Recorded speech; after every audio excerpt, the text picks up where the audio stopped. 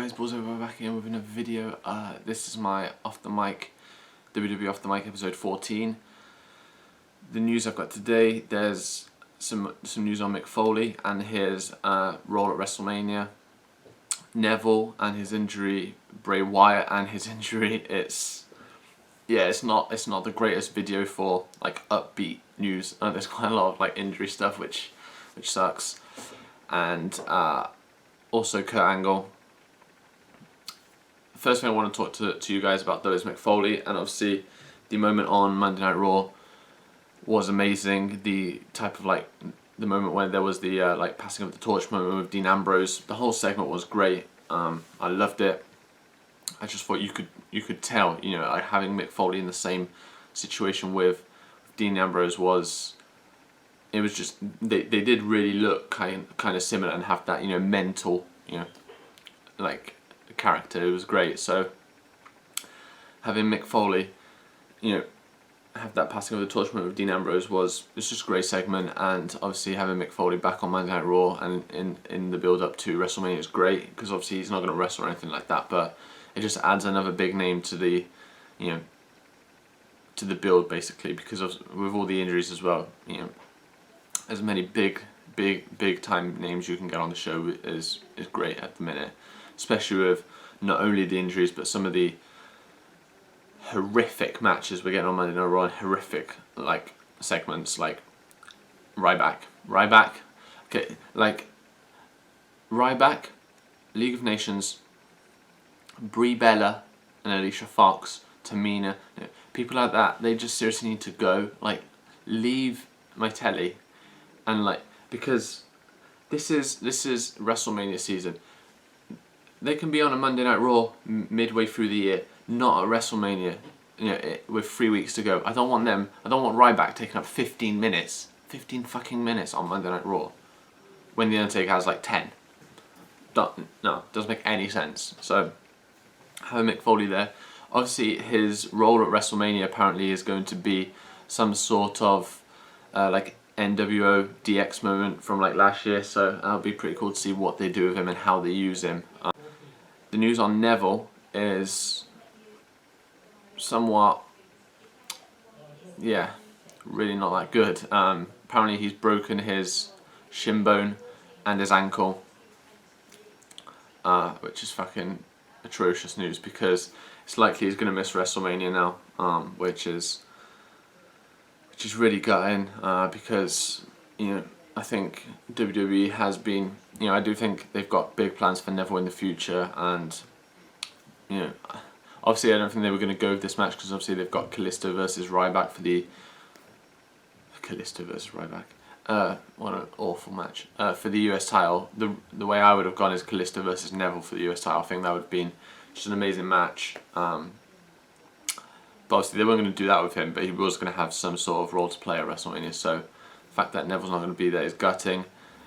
And now you could even argue that the worst news of it all is Bray Wyatt, and the reason Bray Wyatt didn't compete against Brock Lesnar at Roadblock, wasn't on Raw, and is basically going to miss WrestleMania as well, or likely that's why they haven't been building up a match, is he's got a pretty severe back injury, which again is just pretty gutting, because I've been saying, you know, for you guys who've been watching my videos, you know how big of a Bray Wyatt fan I am. I think he's tremendous at what he does. He's great at, you know, he's got great character, great charisma, mic skills, wrestling ability. He's brilliant. He's just great at everything, and I've said for a while he should be WWE champion, and he should be WWE champion in 2016 for sure. So the fact that, you know, the injury list is just getting bigger and bigger by the second, it seems. So to not have those two, but especially Bray Wyatt at WrestleMania, could be really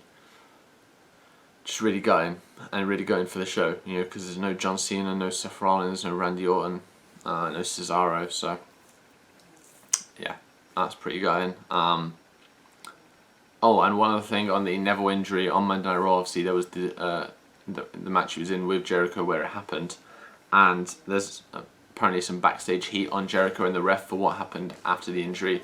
So obviously Jericho tried to keep it as professional as he could by, you know, telling the ref he's injured, you know, and obviously they're not happy that the ref didn't spot it, because the ref said he didn't spot the injury, but then Jericho was saying, you know, like, what's wrong with you, he's injured, can't you see it, type of thing.